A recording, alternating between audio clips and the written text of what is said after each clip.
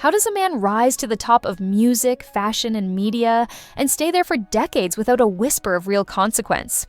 Who protected Sean Diddy Combs while dark secrets allegedly festered behind the glitz? And more importantly, who stood beside him wearing a mask, literally and figuratively? As explosive lawsuits pile up and chilling details surface, we're no longer just talking about one man. Could this be the unraveling of a whole network of power players, celebrities, athletes, even politicians? Was Diddy's empire built on talent or blackmail, on influence or fear? If there is a secret vault of recordings, what and who might it expose? Stick around, because what starts with one name could end up dragging many more into the light. This story doesn't just rattle a dynasty, it threatens to shake the very core of entertainment's elite. The Combs family, once the untouchable darlings of glitz and glamour, practically allergic to mediocrity. Cameras couldn't get enough of them, and Sean Diddy Combs strutted around like he'd personally invented hip-hop, fame, and probably gravity too. Flanked by his sons Justin and Christian in custom-tailored suits, because nothing says hard-earned legacy like inherited spotlights. The trio basked in a glow they didn't exactly earn, but were more than happy to pose in. They weren't just a family. Oh no, they were hip-hop royalty, complete with all the branding finesse of a luxury cologne ad. A dynasty built not so much on grit as on good PR, flashy parties, and the illusion of invincibility. For years, the Combs name stood for resilience and style, or at least for knowing the right camera angles. Diddy himself wasn't merely a music mogul, he was the self-proclaimed cultural architect of the bling era. He turned Bad Boy Records into a juggernaut, transformed champagne-spraying yacht parties into just another Tuesday, and had his hand in everything from fashion to television to mentoring artists who made actual history, while he collected the credit like frequent flyer miles.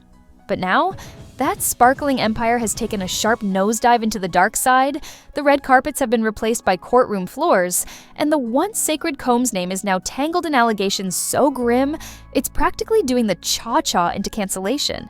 The dynasty that once defined cool might just end up as a cautionary tale in the Museum of Cultural Amnesia. This isn't your average mogul meltdown. No, Diddy's fall from grace isn't just a tumble, it's a full-blown, slow-motion implosion. Because he wasn't just some suit in a corner office pushing paper and sipping overpriced coffee, he was the CEO of cool, the self-anointed king of culture. So when the suits and testimonies start rolling in, they don't just sting, they scream. And they're not accusing him of the usual celebrity sins like overspending on yachts or forgetting their kids' names. No, these paint Diddy as the twisted mastermind of a real-life horror film. Behind those velvet ropes and mansion gates, behind the champagne toasts and glossy magazine spreads, whispers have turned into full-on exposés. The Inner Circle describes a scene straight out of a psychological thriller. Manipulation as sport, freak-offs as entertainment, and enough hidden cameras to make the NSA jealous. The so-called Glass House in Beverly Hills, once another glittering gem in Diddy's bling-encrusted empire, now sounds less like a luxury estate and more like a luxury trap. Think less MTV Cribs, more Black Mirror meets Get Out. And as always with dynasties, the rot doesn't stop at the top. Enter Justin Combs, the heir apparent, accused in a lawsuit of playing talent scout with promises of stardom to a young woman from Louisiana.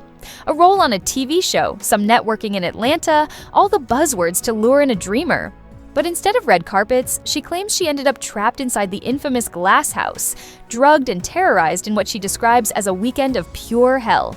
The kicker? One of the masked men allegedly involved, according to her, wasn't just recognizable by his frame, but by the casual way Justin called him Pops. Yes, that Pops. Diddy himself. Allegedly. The allegations only get darker. Pills handed out like party favors, photos snapped for leverage, dreams of fame twisted into tools of control. The house, rumored to be laced with hidden surveillance, seems less like a palace and more like a surveillance state dungeon. A place where secrets weren't just kept, but weaponized.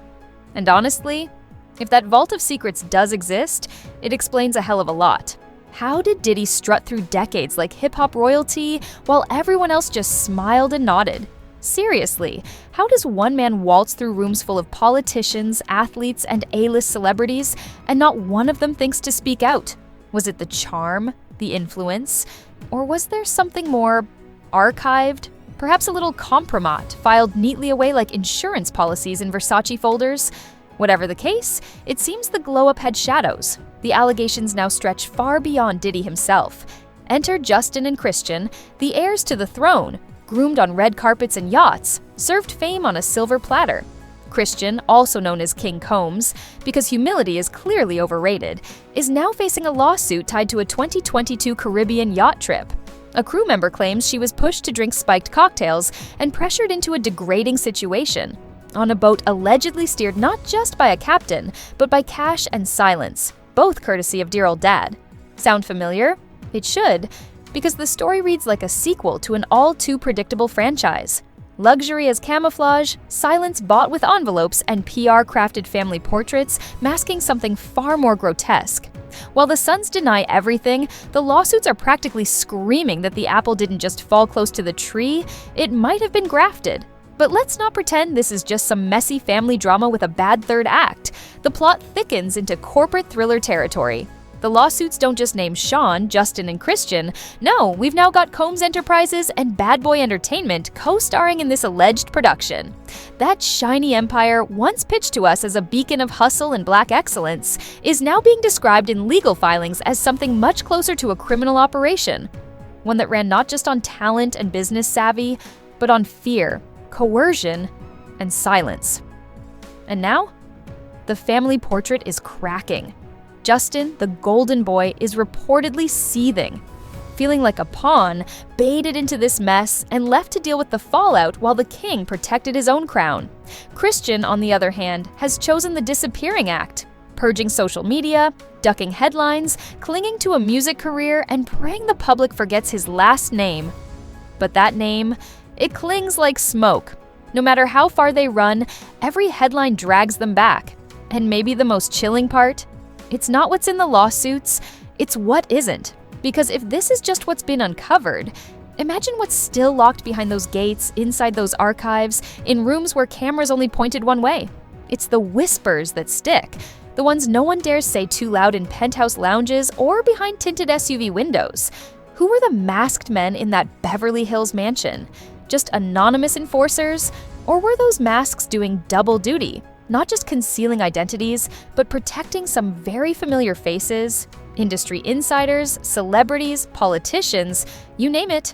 If even a fraction of the rumors are true, this isn't just the Combs family going down. This could be a detonation in the heart of the power elite. And let's be clear, the panic is real. Whispered crisis meetings, PR teams working overtime, lawyers dialing in from both coasts. The red carpets of Hollywood and New York now feel more like trapdoors. Diddy's trial in New York already slapped a label on him that no amount of rebranding can wash off. Leader of a criminal enterprise. Sure, not every charge stuck, but the Mann Act conviction? That's not a speed bump. That's a legal gateway drug to deeper investigations, bigger names, and uglier truths.